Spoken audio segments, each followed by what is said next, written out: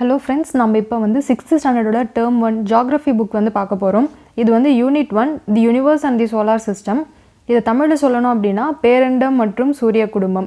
இந்த யூனிட், அதாவது இந்த அலகு, தட் மீன்ஸ் இதை வந்து நம்ம 3 பார்ட்டாக தான் பார்க்க போகிறோம். பார்ட் 1, பார்ட் 2, பார்ட் 3, அதாவது 3 வீடியோக்களாக பார்க்க போகிறோம். ஏன் அப்படின்னு பார்த்தீங்கன்னா, இதில் நம்ம படிக்க வேண்டிய இன்ஃபர்மேஷன், தெரிஞ்சுக்க வேண்டிய பாயிண்ட்ஸ், அதாவது எக்ஸாம் பாயிண்ட் ஆஃப் வியூலேருந்து நிறையா இருக்குது. ஒரே வீடியோவாக போட்டால் உங்களுக்கு படிக்கிறவங்களுக்கும் கன்ஃபியூசிங்காக இருக்கும். அதனால நான் இதே யூனிட்டை பிரித்து 3 வீடியோவாக போடுறேன். ஸோ அதனால் இப்போ நான் முதல் வீடியோவில் என்னென்ன இருக்குன்றதை பார்ப்போம். முதல் வந்து இந்த யூனிட் ஆரம்பிக்கிறதுக்கு முன்னாடி இந்த யூனிவர்ஸ்ன்னு இருக்கு இல்லையா, இதுக்கான ஒரு கதை இருக்குது. அதாவது என்னென்னா, பிக் பேங் எக்ஸ்ப்ளோஷன்னு சொல்லுவாங்க. தமிழில் வந்து பெருவெடிப்பு அப்படின்னு சொல்லுவாங்க. இந்த பெருவெடிப்பு நடந்த உடனேவே யூனிவர்ஸ், அதாவது நம்மளோட பேரண்டம் ஃபார்ம் ஆகும். பேரண்டம் ஃபார்ம் ஆனதுக்கப்புறம் அதுக்குள்ளே சின்ன சின்ன கேலக்ஸிஸாக இருக்கும். தமிழில் சொல்லணுன்னா விண்மீன் திரள் மண்டலம் அப்படின்ட்டு. இந்த கேலக்ஸிக்குள்ளே என்ன இருக்குன்னு பார்த்தோன்னா, நிறைய சூரிய குடும்பங்கள் இருக்கும். நாம் அதில் ஒரு சூரிய குடும்பத்தில் தான் இருக்கும். இந்த சூரிய குடும்பங்களுக்குள்ளே என்னென்ன இருக்குன்னு பார்த்தீங்கன்னா, கோள்களும் இதர பல கோள்களும், அதாவது கோள்கள்னு சொல்ல முடியாது, சிறிய கோள்கள், துணைக்கோள்கள், இந்த மாதிரி நிறைய கோள்கள் இருக்கும். அதாவது முதல் பெருவெடிப்பு நடக்கும், அப்புறம் யூனிவர்ஸ் பேரண்டம் ஃபார்ம் ஆகும், அதுக்கப்புறமா கேலக்ஸி விண்மீன் திரள் மண்டலம், அதாவது அதுக்குள்ளே வந்து விண்மீன் திரள் மண்டலம் இருக்கும். அதுக்குள்ளே பார்த்தோன்னா நம்ம சூரிய குடும்பங்கள் இருக்கும். சூரிய குடும்பங்களுக்குள்ளே கோள்களும் இதர பல கோள்களும் இருக்கும். இதுதான் அதோட ஆர்டர். இதையும் எக்ஸாமில் கேட்கறதுக்கு சான்சஸ் இருக்குது. அதாவது வரிசைப்படுத்துக அப்படின்னு சொல்லியும் கேட்கலாம். இப்போது நம்ம இதை பற்றி பேசணும் இல்லையா, இது எல்லாத்தையும் பற்றி ஒன்றுன்னா நம்ம டீட்டெயில்டாக பார்ப்போம். முதல் வந்து பிக் பேங், அதாவது பெருவெடிப்பு அப்படின்னு சொல்லுவோம். இது வந்து எத்தனை வருடங்கள் முன்னாடி நடந்திருக்குன்னு பார்த்தோன்னா, 15 பில்லியன் ஆண்டுகளுக்கு முன்னாடி இந்த பிக் பேங் நடந்திருக்கு.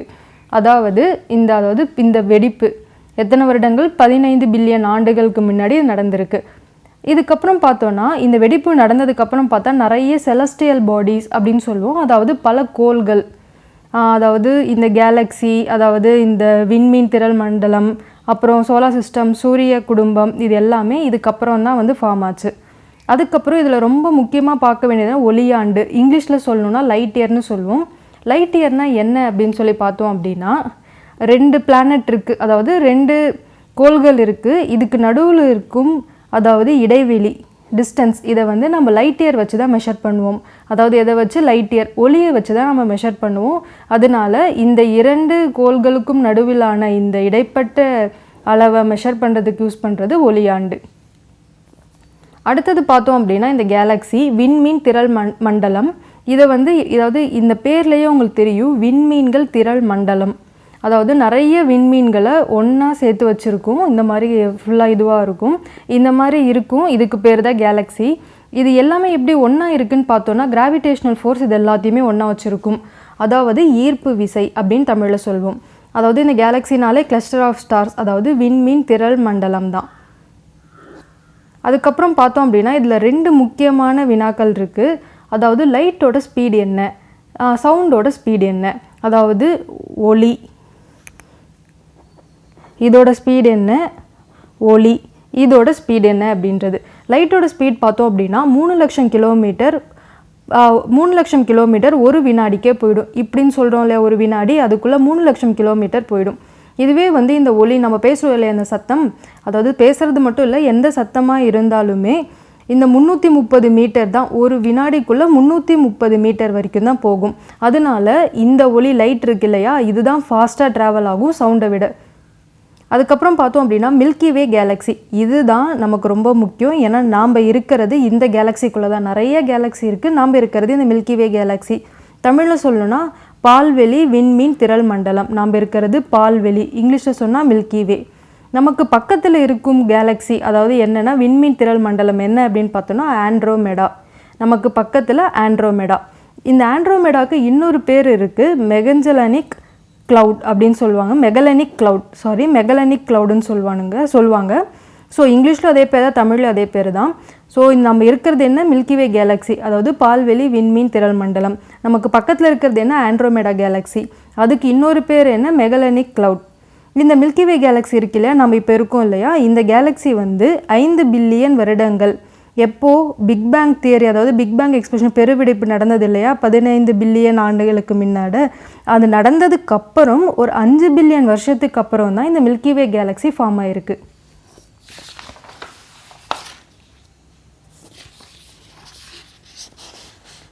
அப்புறம் நம்ம அடுத்து பார்க்க போகிறது சோலார் சிஸ்டம். சோலார் சிஸ்டம் அப்படின்னா சூரிய குடும்பம் அப்படின்னு சொல்லுவோம். இந்த சூரிய குடும்பம் எத்தனை வருடங்கள் முன்னாடி ஃபார்ம் ஆயிருக்குன்னு பார்த்தோன்னா 4.5 பில்லியன் இயர்ஸ் ஆகும். அதாவது நம்ம இன்றைக்கி இருக்கிற நாளிலிருந்து ஒரு 4.5 பில்லியன் இயர்ஸ் பின்னோக்கி போனோம் அப்படின்னா அப்போ தான் நம்மளோட சூரிய குடும்பம் ஃபார்ம் ஆயிருக்கு. நம்மளோட கேலக்ஸி என்ன? Milky Way Galaxy. அதாவது பால்வெளி விண்மீன் திரள் மண்டலம். இது வந்து பிக் பேங் நடந்து பெருவெடிப்பு நடந்து 5 பில்லியன் வருடங்களுக்கு அப்புறம் ஃபார்ம் ஆச்சு. இந்த சோலார் சிஸ்டம் நாம் இன்றைக்கி வாடுற சூரிய குடும்பம் இன்னிலிருந்து ஒரு 4.5 பில்லியன் இயர்ஸுக்கு முன்னாடி அதாவது இந்த சூரிய குடும்பம் ஃபார்ம் ஆயிருக்கு. நம்மளோட சூரிய குடும்பத்தில் யார் யாரெல்லாம் இருக்கான்னு பார்த்தோன்னா சூரியன், ஒரு 8 கோள்கள் இருக்குது, அப்புறம் ஒரு 5 குறுங்கோள்கள் இருக்குது, துணைக்கோள்கள் இருக்குது, வால் நட்சத்திரங்கள் இருக்குது, சிறு கோள்கள் இருக்குது, விண்கற்கள் இருக்குது. இதெல்லாமே நம்ம சூரிய குடும்பத்துடன் சேர்ந்தது. இப்போ இதில் இருக்க ஒரு விஷயத்தையும் நம்ம வந்து டீப்பாக பார்ப்போம். இப்போ வந்து பார்த்தோம் அப்படின்னா சூரியன், அதாவது சன் அப்படின்னு இங்கிலீஷில் சொல்லுவோம். ஃபஸ்ட்டு நம்ம பார்க்க போகிறது என்னென்னா, சன் முதல் நம்மளோட சூரிய குடும்பத்தில் எங்கே இருக்குன்னு பார்த்தா நமக்கு நடுவில் தான் இருக்கும். அதாவது நம்மளோட சூரிய குடும்பத்தின் மையத்தில் எது இருக்குன்னு பார்த்தா நம்மளோட சூரியன், அதாவது சன். இது வந்து நம்ம மையத்தில் இருக்கும். இதோட நிறை, அதாவது இங்கிலீஷில் மாசுன்னு சொல்லுவாங்க, தமிழ் இதோட நிறை பார்த்தோன்னா நம்ம சூரிய குடும்பத்தில் 99.8% நிறைய சூரியன் மட்டுமே ஏற்றுக்கும். அதுக்கப்புறம் பார்த்தோன்னா சூரியன் எதனால் ஆயிருக்கு அப்படின்னு சொல்லி பார்த்தோன்னா hydrogen and helium gas, hydrogen and helium வாயுனால தான் சூரியன் மொத்தமாகவே ஆயிருக்கு. சூரியன் ஒரு விண்மீன். ஏன் அதை விண்மீன்னு சொல்கிறாங்க அப்படின்னு பார்த்தா ஸ்டார், இங்கிலீஷில் பார்த்தா ஸ்டார், தமிழில் வந்து விண்மீன். ஏன்னா அதுக்கு லைட்டை அதுவே ப்ரொடியூஸ் பண்ணிக்கும். அதாவது அதுக்குள்ளேயே நிறைய ரியாக்ஷன்ஸ் நடந்து ஹீட்டும் லைட்டும் தனக்கே ப்ரொடியூஸ் அதாவது அதுவே ப்ரொடியூஸ் பண்ணிக்கும். அதனால அதுக்கு பேர் ஸ்டார். இப்போது சூரியன் இருக்கு இல்லையா, சூரியனோட சர்ஃபேஸ் டெம்பரேச்சர்னு சொல்லுவாங்க. ஃபார் எக்ஸாம்பிள் இதுதான் சூரியன் வச்சுக்கோங்களேன். இந்த சூரியனுக்கு இந்த மேல் பகுதி இருக்குது இல்லையா, இந்த மேல் பரப்பில் இங்கே ஏற்படுற வெப்பம் வந்து எவ்வளவு இருக்குன்னு பார்த்தோன்னா 6000 டிகிரி செல்சியஸ். எவ்வளவு? 6000 டிகிரி செல்சியஸ். இந்த சூரிய வெளிச்சம் வந்து இங்கே இருந்து நம்ம பூமிக்கு வரத்துக்கு எடுத்துக்கிற நேரம் என்னென்னு பார்த்தோன்னா 8.3 நிமிடங்கள், மினிட்ஸ்.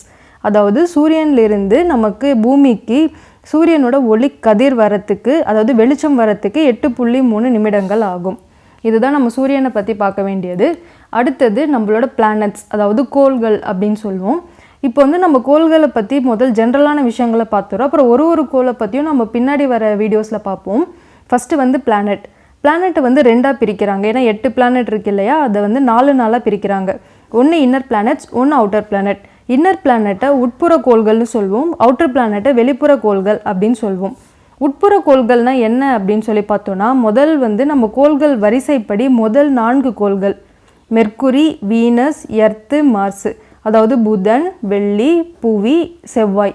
இந்த 4ம் அதாவது வரிசைப்படி முதல் 4ம் இன்னர் பிளானட்ஸ், அதாவது உட்புற கோள்கள்.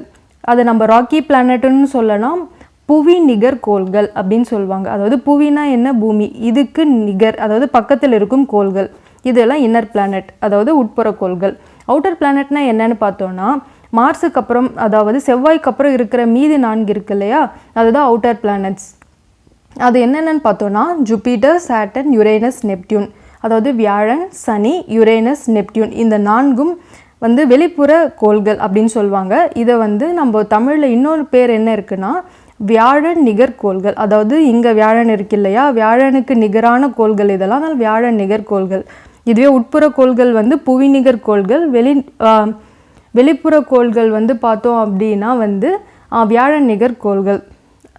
இதை வந்து இங்கிலீஷில் சொல்லணும்னா ஜோவியன் பிளானட்டுன்னு சொல்லுவோம். இன்னர் பிளானட்டை வந்து டெரஸ்ட்ரியல் பிளானட்டுன்னு சொல்லுவோம்.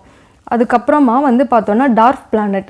டார்ஃப் பிளானட்னா தமிழ் என்னென்னா குறுங்கோள்கள். அதாவது இதுவும் ஒரு பிளானட் மாதிரியே தான், இதுவும் சூரியனை வந்து இப்படி தான் சுற்றி வரும். ஆனால் இதுக்கு கரெக்டான சுற்றுப்பாதை கிடையாது, அதாவது அது மாறி மாறி சுற்றும். இந்த மாதிரி இருந்துச்சு அப்படின்னா அதுக்கு பேர் டார்ஃப் பிளானட், அதாவது குறுங்கோள்கள்னு சொல்லுவோம். இதெல்லாம் நம்மளோட சூரிய குடும்பத்தில் எங்கே இருக்குதுன்னு பார்த்தோம் அப்படின்னா நெப்டியூன் இருக்கு இல்லையா, அந்த நெப்டியூனை தாண்டி தான் இருக்குது. எத்தனை குறுங்கோள்கள் நம்மளோட சூரிய குடும்பத்தில் இருக்குதுன்னு பார்த்தா 5 குறுங்கோள்கள். அதாவது என்னென்னா ப்ளூட்டோ, செரஸ், எரிஸ், மேக்மி, ஹவுமியா. அதாவது என்னது? Pluto, Ceres, எரிஸ், மேக்மி, ஹவுமியா. இதை எப்படி ஞாபகம் வச்சுக்கலான்னு பார்த்தோம் அப்படின்னா, ஹவுமியாவை வந்து சௌமியா ஞாபகம் வச்சுக்கோங்க.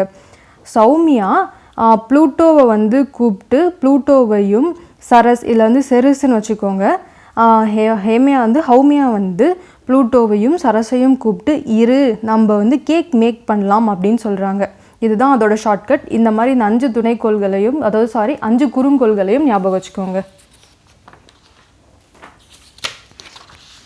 அடுத்து நம்ம பார்க்க போகிறது என்னன்னு சொல்லி பார்த்தோன்னா மூன், அதாவது நிலவு, புவியின் துணைக்கோள். அதாவது நம்மளோட நிலவு எங்கே இருக்குது அப்படின்னு பார்த்தோன்னா பூமிக்கு ரொம்ப அருகில் தான் இருக்குது. பூமியோட இருக்கிற ஒரே ஒரு துணைக்கோள் என்னென்னா நிலவு தான்.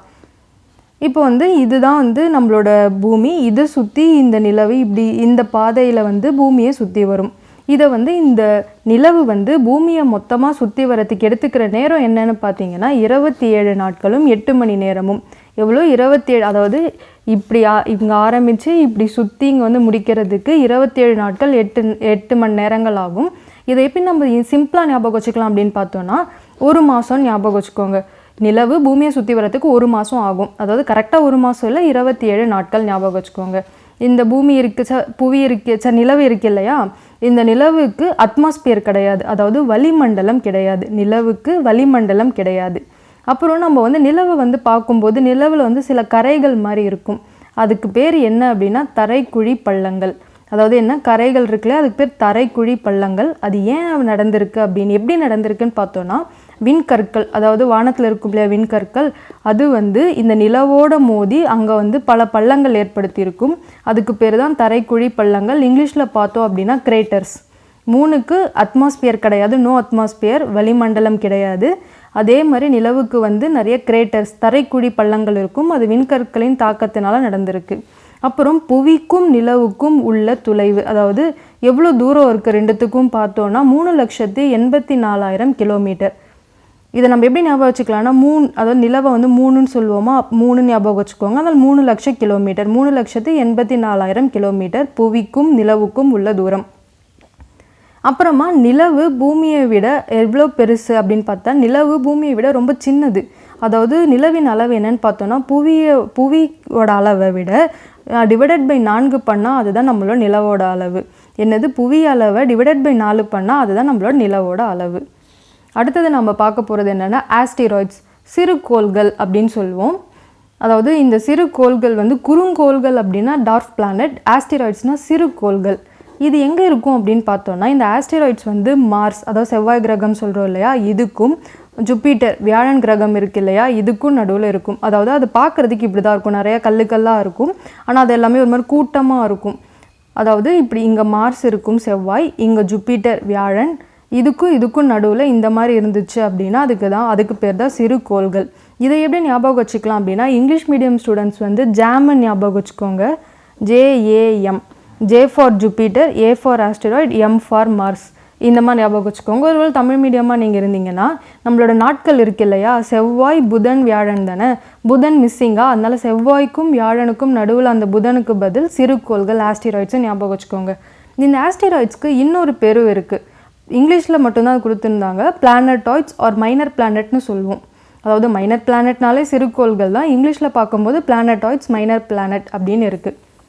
அப்புறமா காமெட்ஸ் அப்படின்னா என்னென்னா வால் விண்மீன்கள் இல்லைனா வால் நட்சத்திரம் அப்படின்னு சொல்லலாம். காமெட்ஸுக்கு மட்டும்தான் ஹெட்டும் டெய்லும் இருக்கும், அதாவது தலையும் வாலும் இருக்கும். நிறைய பேர் வந்து இந்த காமெட்ஸும் இந்த மீட்டியோராய்ட்ஸும் பின்னாடி நிறையா வரும், அதையும் கன்ஃபியூஸ் பண்ணிப்பாங்க. காமெட்ஸ் அப்படின்னா வால் நட்சத்திரம் தான், அதாவது வால் விண்மீன்கள் தான்.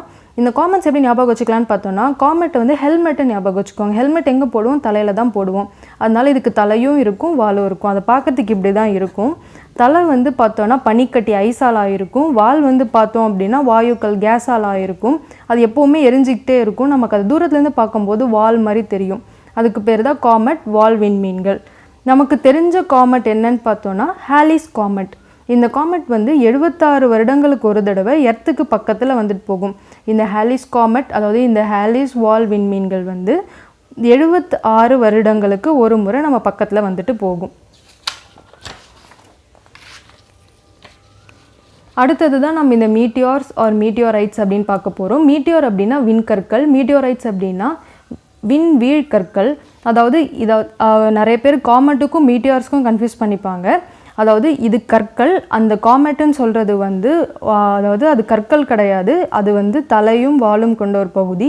இது வந்து மீட்டியோரைட்ஸ் அப்படின்றது இது வெறும் கற்கள் தான். இதிலே 2 இருக்குது. விண்கற்கள், அதாவது விண்ணிலிருந்து பூமியை நோக்கி வர்றது விண்கற்கள் தான்.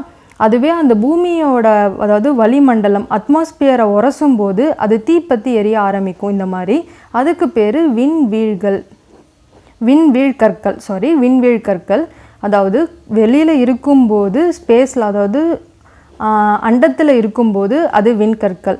இதுவே வந்து அதாவது நம்மளோட அட்மாஸ்பியர் வளிமண்டலத்தை டச் பண்ணும்போது அது விண்வீழ்கற்கள். அது எரியும் போது விண்வீழ்கற்களாக மாறுது. இதுக்கு இன்னொரு பேர் இருக்குது, எரி நட்சத்திரம். ஏன் அப்படின்னா நம்ம பூமியிலிருந்து இதை வானத்தை நோக்கி பார்க்கும்போது இது நம்மளோட வளிமண்டலத்தில் பட்டு எரியுது இல்லையா, நம்ம பார்க்கும்போது எரி நட்சத்திரம் மாதிரி தெரியும். இதுதான் வந்து விண்வீழ்கற்கள். ஃப்ரெண்ட்ஸ், இதோட நான் இந்த வீடியோ முடிச்சுக்கிறேன். இதுக்கப்புறம் பார்க்க வேண்டியதெல்லாம் இன்னும் கொஞ்சம் நிறையா இருக்குது. இது வந்து உங்களுக்கு 2nd 3rd வீடியோவாக வரும். ஸோ கண்டினியூஸாக வீடியோவை பாருங்கள். Bye friends.